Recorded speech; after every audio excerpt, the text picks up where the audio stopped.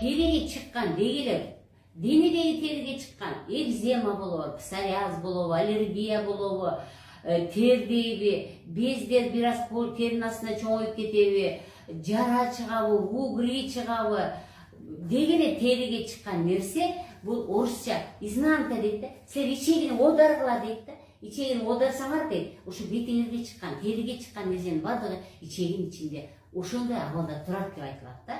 Демек, кимдин бетине угри чыгабы, жара чыгабы, денесинен ириң агабы, дегене мен башында азыр айтып кеткен нерсе теридеги өзгөрүүнүн бардыгы бул ичегинин ичиндеги жашап жаткан микробтардын айынан, ичегинин ичи ошондой язва, эрозия, жара болуп кетет. Ошол нерсе сыртка билинет. Кожно-висцеральная зона деп коет. Тери менен ички органдын байланышы мына ошонун эсебинен ички чеги кыйналып атабы, демек териге чыгып атат экен. Теридеги өзгөрүүнү көрүү менен биз ички чегилерди, жон чегилерди дарылоого чоң жардам беребиз.